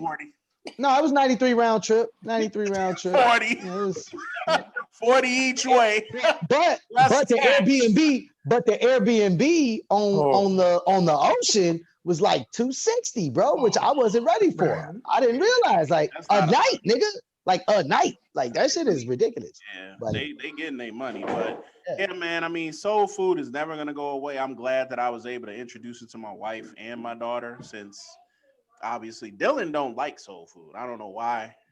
Good job, Dylan. Good job. I mean, he eat lean. He probably like pasta. He like a lot of carbohydrates. He used to be he liked to be in the gym. Like, I mean, again, soul food, to Abasi's earlier point, man, soul food, the reason they call it soul food is not because of the ingredients, not because of where you got the ingredients from. It's because the people that were cooking the food were singing over it. They were really praying over it. Like they were putting their full soul into the food before it hit the table. So, well, I mean, granted, that's a different conversation though. You're talking about where they got the ingredients. I'm saying soul food as a term comes from how they prepared the food, not the type of food they were preparing or where they got it from. It comes from how they prepared. That's why they say, this is some Nigerian nigga shit. You might know this, Abasi, but in Yoruba culture, it's taboo, right? It's not a good thing to have your wife cook for you when she's on her period. And the reasoning behind that, yeah, I heard her. The reasoning behind that is he gonna show me his Nigeria, goddammit. The reason why? But the reasoning behind that is that a woman on her period is one at her most volatile emotional self. So if she's preparing food for you, then ain't no telling what moment of the day that is or where she is on that scale. And I know women gonna give me shit for this, but I'm just explaining a traditional approach. I'm riding with you. The second part is that in the preparation of the food, she's also at her most powerful when she's on her period, right? And so if she's on her period, she's at her most powerful, and she does decide to wish a certain level of, I don't know, pain or discomfort for you while she's preparing your food, and then she feeds it to you. It's basically a voodoo thing. You dig? Like wake up missing a toe and have your. They say don't have their spaghetti when they're cooking it on their. Exactly. Heard that before. Yeah, so yeah, that's all. But no, I think, but soul food as in its original article is about a group of people who had shit, who had nothing, and the only thing they had was the ability to cook for their family. And they had the opportunity to do that. And when they did it, they brought together and they sang and they put good spirits together. I think it's weird that when people say scraps and all of this about the pig, that when we eat, the pig, but, other cultures could have the tongue, the brains, all of that. And it's a delicacy, whether it's like, what's that shit called, Steph? The pork trash. The pork garbage that we eat. I just something I don't eat. Something you shouldn't pay for. I forgot what it's called, and she ain't helping me at all. But they make certain parts of the pig a delicacy, but when we eat it, it's no cow brains, bro. Cow brains is a delicacy. They can view it how they want to view it. I'm not eating that bullshit. I don't even eat bacon no more, bro. I'm cool. Sorry. Yeah, I don't like bacon. You know what I'm saying? I like the taste pork of bacon. belly. If you go to a restaurant and you get some pork belly, it's so dip. But if we get it, it's $32.99. Yeah, it's $32.99. Shit is just weird to me. So I found my pork belly and chitlins are different, but yeah, all this is you're right. That's the intestine. Pork belly. Piece of bacon. Don't judge me, man. I need hot sauce for my shit. Mo G what you're throwing together this year is barbecue ribs, roasted chicken, dressed in collard greens, and whatever else you feel like, which means she's going to have some scallops and Brussels sprouts, which is a dish she cooked, which is delicious. She's going to bake her big... Amazing. Huh? Scallops and Brussels sprouts? That sounds great. That sounds it's actually really good. And she's gonna cook a big piece of salmon. She's not gonna tell you, but she open the oven like voila, and we all gonna dive the fuck in. Bro, the salmon we ate for Thanksgiving looked like a toddler. It was 4'2". It was on its way to 8th grade. Gee, I'm telling you, it was insanely low. Your mama shouldn't gotta feed you like that no more, nigga. You're already 6. No, that was my sister. Oh, you talking about Bossy? Yeah. Fuck. Shit is stupid. Hey, can I ask y'all a question though? But you gonna do it anyway. Yeah. But I have to ask. I have to preface that. So funny when he does that. As a grown man, I have a whole goatee. As a grown man who uses Beijing on his beard, as a grown man, what is Beijing? You use a country on your beard, nigga? Use Beijing. What is Beijing? Wait. That's the black split. You saying that it's paint? That paint? I don't use that shit. Yo, they call it Beijing because it's made in China. Fellas, does Kinde lose a point on his black card for not knowing what Beijing is? For sure. Everybody, I ain't got a beard. Number one. Me either. I ain't got a beard. I don't think none of y'all can grow a beard. I can't. No, I can't either. It's okay. But I want to ask y'all, right? What or which is worse, right? Physical or emotional cheating, or are they equal? You have to tell me what emotional cheating is. I asked that question the first time you asked this question. What is emotional cheating? My perception or definition of emotional cheating is if you're confiding in a man, right? More than you probably, just like old girl from Baby Boy, when he was like, Jody? You mean the movie I hate to death that I will never watch again? That movie? I love that movie. Oh, I love that movie to death. How you hate Baby Boy? It's horrible. It's trash. Anyway, go ahead, Amon. That is an emotional cheat, right? Because she has expressed to this man everything about this other nigga, you know what I'm saying? And clearly they haven't smashed. So emotionally, she was releasing to another man. That's emotional cheating. He used to fuck her in the movie though, bro. That was her old boyfriend. Right, but while he was locked up, I'm saying she was divulging information to him. You can do that with dudes she didn't sleep with. So just so I have it clear, so emotional cheating is when you share intimate information. That's an example. With someone else. Come on, Bossy, fill it in because that's not enough for me. I believe it's kind of if you are looking to someone outside your relationship, a man, for non-tangible things, non-physical things, and it's something that you can easily get from your partner, something you should be able to get from your partner, something your relationship should provide you access to. So a member of your family dies. So a member of your family dies. Instead of reaching out to your guy, you reach out to this other dude. I think Amon, aren't you talking about like that could be it though? Ship stuff though, like more of it's bigger than that. I think it's bigger than that. No, I mean, like at the end of the day, if you're with someone, right? Is it worse if if you find out she emotionally cheated, or right? If she having a bad day and she go confide in Joe Blow about her bad days, stuff like that, bro. And, all right, I got it. On him, consistent. Shoulder to shoulder. Yeah. All right, go ahead, Dion. So what do you say? Yes or no? I think if you're cheating, I would say like if you're going to some dude about our sex life or about our arguments or about anything that should only be kept in home, like house, that's some bogus shit. Like that sounds like free agency. And most women don't understand that those guys that they're confiding in wanna fuck sitting there just reeling you in, you clown. Oh, he's just listening. No, he's just like, yeah. So what else he do? Friend zone, baby. Friend zone. Say it with me. What else Say he that do? shit with me. The long game, as long as necessary. If they want you in that manner, let me be fucking clear. So don't be fooled by, oh no, I just I've never fucked them. My thing is this: if you fuck and cheated physically, and then you tell me another nigga that you were emotionally cheating with, you cheated both of them. Because there's no way I'm not believing that you didn't fuck the emotional cheater, but you fucked the physical cheater. No, I'm gonna say simple and plain. You are 100% correct. There are 3% of the men that are on the planet that are capable of not fucking your chick after she has confided some super deep emotional shit in him on multiple occasions. And only 3% of men on the planet. Only 3% of niggas on the planet. I'm gonna say that I have a 87.2% rate in that space. 87.2% of the time, I have not fucked your chick when she reached out to me. 87%. 87.2%. That 3% dude, his name is a brother named Wallace. I don't know if y'all saw the Martin episode, but that nigga Wallace is who I'm talking about. Yeah. Going shopping with your girl for shoes. Yeah. Getting his nails Oh done. no, I ain't doing that. I ain't doing that one. But okay, so look, the actual question is, which one is worse? Now that we've qualified exactly what emotion. I mean, obviously, if your girl let some dude put their cock in them, that's worse. Yeah, that's going. Yeah, man. Because come on, man. Like you all. As soon as he inserts you, it's a wrap. I don't agree. No.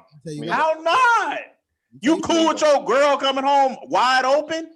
Bro, here. I don't care about him emotionally at all. Yeah, I just like when he just fucked let me. him bust me I down. just love when he fucked me. Come on, man. You sound like a fool. No, two things. If she had been doing that the whole time and you didn't know, what difference do it fucking make? Right? You just know now. Well, you just disqualified your own answer, but exactly. Okay. Bye. Next, go Abasi. Second, right?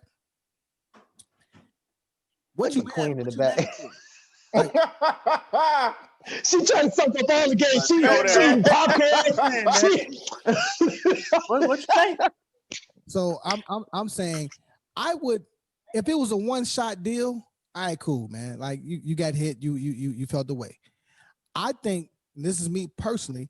You mean physical? You're cool with that one shot? Cool. I'm saying it's the lesser of two evils for me. He's saying that he don't feel as bad about that as if she's confiding all of her deeper. Yeah. Staying. Yeah. You can, otherwise everything else you said means nothing. Yeah, exactly. So you just told your wife, who's about 5 feet away from you, hey babe, this nigga's in my house. Who he work for? You can go take him out. You can go ahead and get busted, and I'll let you go one time. I know. Nah, you take it a step. He didn't say all that. He didn't say all that. All I'm asking is, he didn't say all that. All right, let me say it in as most layman's terms as possible. You're telling me that it happens, it's possible that if the physical cheating happens, you're prone to possibly say, all right, let's try to work this out. I'm prone to say that I'm not with either. And I believe if a woman tells me that she cheated emotionally, you fucked him too.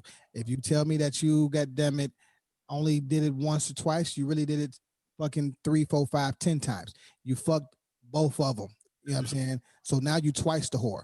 And I'm not on that. I'm not working. It's just real shit. But I get it. Now, if we're talking accountability, unless a woman is just a complete slut bag, then there must have been something I did, right, to lead her that way. Because if you have a good woman, she doesn't really seek those things. She will. How does this relate to her cheating emotionally? Because that's where it may start. It may start emotionally, right? Because I always feel like a woman has a nigga in the wing anyway, right? Well, everybody got a person in the wing. You know why? Because there's 3 billion people on this planet. You live next to a chick, whether you want to or not. You don't get to control that. Some chick drive the bus you get on. Some girl work next to your office. Like, you don't get to control the fact that there are other women and men out here. That is here nor there. For sure. That's why I'm saying here like, nor there. You have to know. You gotta know what you got. Can y'all just really just admit that my version of the friend zone continues to validate itself throughout conversation, bro? I did a long time ago. I clearly came to the clear understanding that Abasi's version of the friend zone is 1000% true. I see no flaws, no errors. That nigga is 100% right about the friend zone. Can I ask y'all a question? Can your significant other or wife go out with a guy and, just for... He got to be gay as hell. He got to be doing all the hair on the south side. He got to be doing nails. He got to talk with a lisp. He got to have all the... Just a friend, though. He got to be as gay as humanly possible. All right, let's just say he's single but dating, and they work together. We going out. That means we going out. Exactly. You know what? Women don't understand that. They think that's impossible. No, y'all got to be more secure in y'all shit, bro. y'all gotta be more do. secure. Y'all gotta be more secure in y'all shit, dog, for real, bro. Because if my significant other want to go out with somebody of the opposite sex, there's a 90% chance she's mentioned this motherfucker before. True. You've probably met him before. You know what he does. Now, if she's telling you the truth about him, that's a different story. Okay, it comes down to how much you trust your significant other. All right. In my opinion, that's for ladies. If we could go out with a, it don't come down to trust. It comes down to the fact of, do you think you can control it one way or another? And the truth is no. Right. So at the end of the day, I agree with you, Abasi. There's definitely been a few women in my life who have asked me specifically, you know, hey, I'm finna go out of town with this group of people. And in that group of people is that same dude that I've heard mentioned who, you know, I've met. I feel like, fuck it. At the end of the day, for me, the decision is I can't control you. If you go out there and you want to fuck with dude, it's literally nothing I can do about that anyway. I could be all in my feelings. I could be texting you all fucking day. At the end of the day, none of that's going to change nothing, right? If you're going to fuck them, you're going to fuck them. I'm just saying that if I have the opportunity to say that I can be available to go to, then I'm going to. That's all I'm saying. I get it. I get it completely. Pause. But are we going? The original question, if I may offer my 2 cents, bro. Which one is worse? I think a man will never admit which one is worse, but we'll always say physical. I think the majority will say physical because we know if we fucking somebody else chick, we know what we doing. It's that penetration, bro, because I can guarantee, this is why I hit so hard on the airways, bro. When Pac said, that's why I fucked your bitch, you can best believe. Starting a song. Assuming that Faith actually cheated on Big, which I do believe, that she wasn't there confiding in him. Definitely. He was back stroking her off, period. You know what I'm saying? And that will always eat a man up, but we won't admit that if we find out our woman cheated, the fact that it sits in the back of our mind, if we don't plan on leaving her, we plan on staying with her, we actually have feelings for her, whatever led her to cheat or get out on us, bro, you'll never admit that mentally that shit is eating at you. And I've seen dudes become petty as hell with their women because you chose to stay because your woman cheated, bro, and you bring it up the way women bring up shit 2 years later, 2 months later. Am I men right? don't get 2 years. You probably shouldn't stay if you plan on being petty. Yeah, and men don't get 2 years. You don't get 2 years before you can be petty. You got to be petty in the church. I mean, I ain't saying you waiting 2 years. I'm saying you bringing that shit up 2 years later. Like, oh, you know what? Still consistently bringing that shit up 2 years later, bro. Like, yeah, you know what? She say something, she gets smart with you. Yeah, at least I ain't fuck nobody. Do you think the action of saying? Do you think it's like more of the action of like hearing that she did, or if for some strange reason you saw it? Like it's your imagination. I heard. What if you saw it though? I heard Corey Holcomb say in one of his bits, and this shit has stuck with me for a long time. So this is going to be a pro male comment then. Go ahead. Yeah, for sure. He said, I can't think less of you than I've already did before I met you, right? I thought that shit was... That's not true. No, for me at that time when I heard it, it made sense, right? Because obviously you have a different disdain for your woman and or your wife, right? But in general, when you're meeting someone, you don't give a damn about them. This is what he was saying. That's a good point. That's a very good point, actually. Yeah, I see what you're saying. The threshold was when I first met you. The threshold was when I first met you. Right. But, you know, I don't know, man. It's a double-edged sword, bro. You know, I just think if I heard it from somebody as opposed to actually seeing it, it's just different. The bottom line for me, man, is when I'm not gonna walk in the door and just catch you getting hit in the mouth. That's possible. That's very different. Could you imagine though? Coming home from work early, she don't know, and she getting gawked out. But see, that's gawked out. I think this is for both cases. This is for men and women, right? It's not that it happened that actually bothers you. It's that your imagination allows you to go to all the things, all the ways it happened, why it happened, all the opportunities and times when you could have picked up on it. That is what really takes over you. And if you don't have control over your imagination, that's what's going to lead you down the path. Because in reality, again, we all know, Abasi said it last week, everybody cheats. From what you just said, if you remember that one way or another, emotional or physical. If you remember The Best Man, that was one of the greatest scenes ever, because any man can sit in his place when he was imagining when Tay Diggs was busting his wife down, and he was just like, and she was loving it in the movie too. She was loving it. And now all you saw was her face going, pause. But you put yourself in his place, like, oh, I want to choke the shit out of her. But the last thing you would ever want to see is, I get off early. Oh, I'm gonna surprise her. Oh, you open the door. And you start getting bust from behind. If a woman tells you after she cheated, right?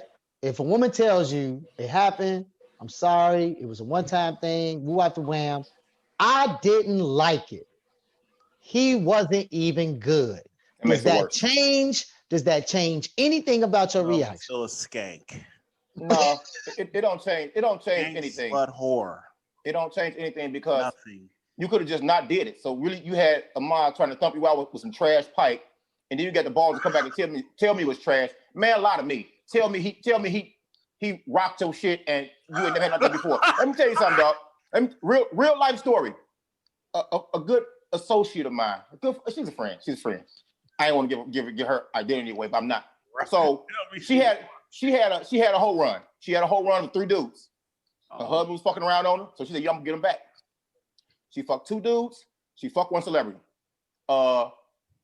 Guess which one the husband mad about? Was the celebrity a dude? Because celebrity? Yeah. Was it a dude or was it a overnight celebrity? It's a real celebrity. He's on TV still now. Is he overnight?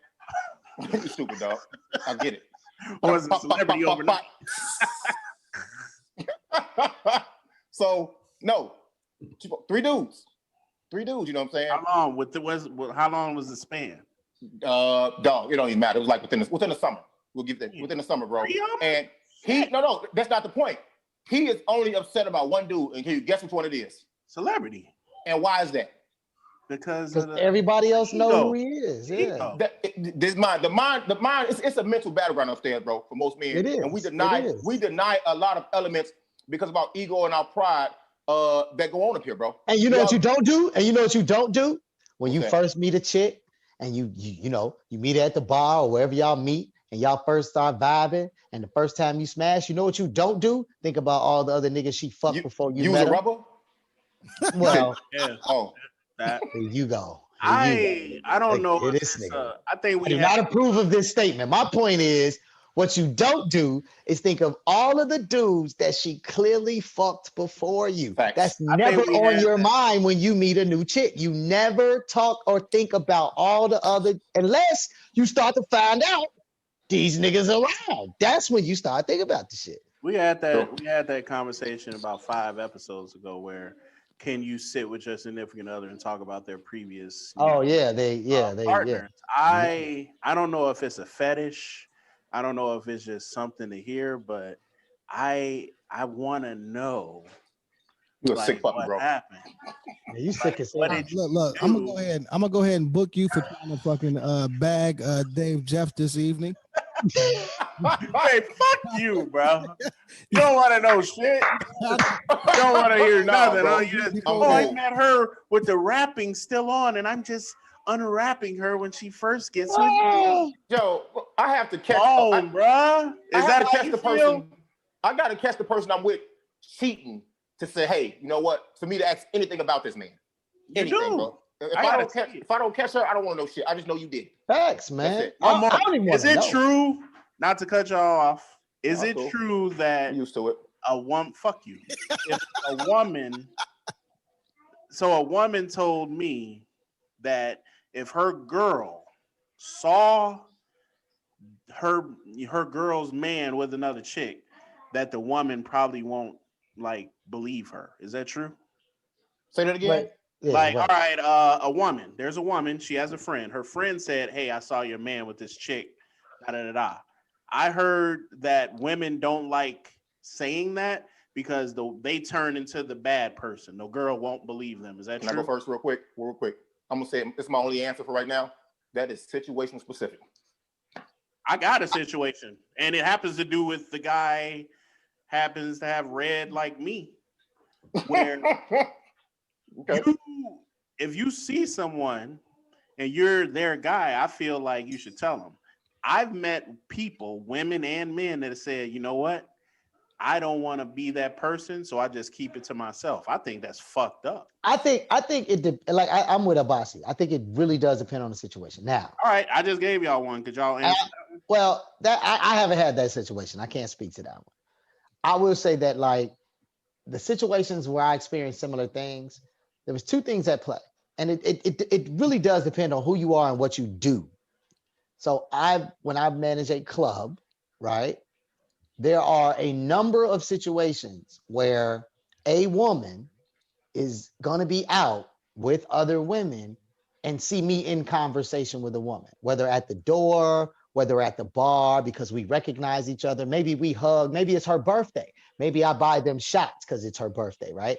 So in that situation, I think that's really unfair to do because I'm in my professional capacity trying to host a party, right? Now, as a teacher, if I'm at the club and I'm not hosting the party and a group of women come in and I decide to buy everybody shots, I can see that the degree of believability goes down. However, it could be the exact same situation where, oh, I know you, we're cool, it's your birthday, let me buy y'all shots, right? All right, so I do think that a situation. My question to you or anyone else is, you have a woman, you have a girlfriend or whatever, and one of her friends sees you out with another woman sitting like one-on-one. Yes, right, like sitting at the table solo. Right. That woman said, I don't feel comfortable telling my best friend that I saw her man because somehow, some way, she turns into the bad guy or bad because person. she don't know what's going on. Now, if you see me at dinner, that's one thing. Now, if you see me get up, kiss this woman, carry this woman, you know what I mean, to the like, it's like seeing me having dinner with a woman. There's only one other type of species, despite all the in-betweens, on the fucking planet, which is a woman. So I had this conversation with Farrakhan's son. This idea that if you're trying to merit, I just remembered he was Farrakhan's son, but if he was mentoring, he runs a firm and he was mentoring the new recruit that he didn't hire. Women hired this person, but he was trying to do his first mentor meeting and they went for a dinner meeting, 5 o'clock, nothing too sexy, just basic dinner. He had to ask her, is this okay with you? Do you feel uncomfortable? So I'm saying that to say that if it's just people sitting down at dinner, it's just people having a drink, that's too far. And yes, you should feel like an asshole if you go run tell that like it's a whole situation. If you see me kissing this woman, leaving this woman's house or some shit like that, yes, as a good friend, you should tell your friend. But just because I'm out in physical space with a woman, that's extracurricular, man. I don't know. I feel like if y'all see my wife with some dude, I think I would want them to tell me. Regardless of kissing or like, why is your wife at a bar with a dude drinking and laughing? And y'all saw him and you ain't say shit. That's what I'm saying. Fair. That's fair. It's how you say it though. It's like on some culture shit, brothers be like, hey man, everything good with you and the missus? Yep. That's your red flag right there. That's your alarm right there. What hey, I'm man, saying, cool? Bossy, I'm gonna be like, what you mean? What you mean? Yep. I think it depends on how much I know you though. Like if I know you and your wife like tight, if I'm tight with you and your wife, then I know y'all well enough to know that one, y'all manage y'all business enough that I don't need to be the one a part of it. That's one. So you saying you out? I'm saying if I don't I don't know you and your wife like that. I don't know I'm saying you know Amon and Monique, right? I do know Amon. No, I know Amon and Monique. I know Amon and Monique, but I don't know. I only know. Good point. I only know right, and I'm saying that relationship matters, right? Like if I saw Monique out with somebody else, right? Like you said, just having a drink, because I expect that Monique knows me. I'm not gonna pretend like I don't see her. That's my point. I'm going to go up to Monique and be like, "Hey, Monique, it's good to see you." Now it's on you whether you tell him, and he gonna know later. So that's my thing. It's like if I know you like that, I'm gonna say hello. I'm not gonna try and make it no awkward situation. I'm simply gonna say hello because even if you was just with your girl, I would do the same thing. I'm not gonna hold it against you just because it's a dude across the table, but I am gonna speak. That's a tough tell you this. I'll give you like this. It depends on your friend's partner's reputation. If I know if you and your wife had issues before, and she been out here throwing the thing in a circle with other motherfuckers, bro, in the past, and I see her out with somebody, it's like, you know what? Hey, dog, I'm still coming to you with the, hey, dog, everything cool with you and the missus. I've seen women do this, though. They know they man. If you know your girlfriend's man is a hoe, bro, you best believe this chick can run a 4-3 back to her girl and tell her, man, buddy at the bar right now, you already know what he on. With Nate Robinson speed. Click, click, click, boom. See, my wife, and I'm sure she don't mind me saying, she said that the response that she gets that she's gotten before, she would rather just stay out of it because she doesn't want to look like the bad person.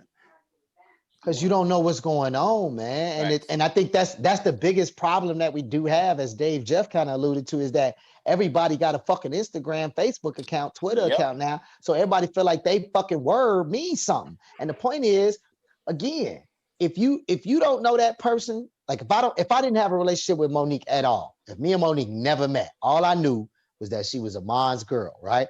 I'm not gonna walk up to her and say shit. You know what I'm saying? Like I mean wife, I'm sorry. I'm just saying, if they wasn't married, right? The point is, I'm not gonna speak to her because it wouldn't make sense, right? In the event though that I have a relationship with that person, I'm simply gonna say hello, because if you on bullshit, we all know this every human. If she on bullshit, the minute I say hello, she already knows she fucked up, and then her imagination gonna take off, and I'm gonna let that play the fuck out. From your point, are you waiting for? And we just using mine as an example. This shit hasn't happened. From your point, are you waiting for mine to text you? Monique says she saw you, or are you just being like, "Hey, I said what's up. I did my part," or are you gonna be like 5 days later go by, ain't nobody said nothing? You're like, "Hey, mine."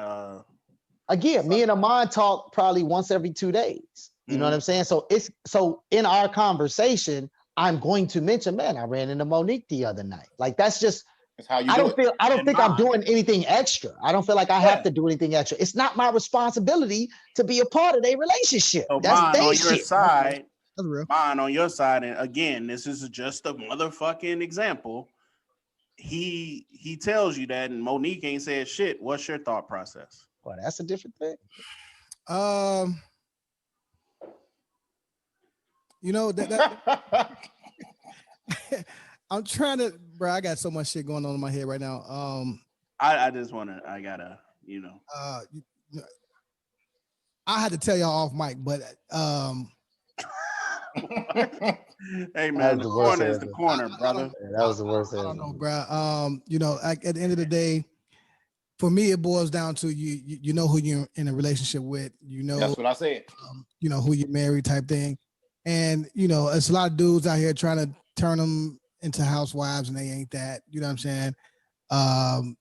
Then you have housewives that ain't fucking ready. You know what I'm saying?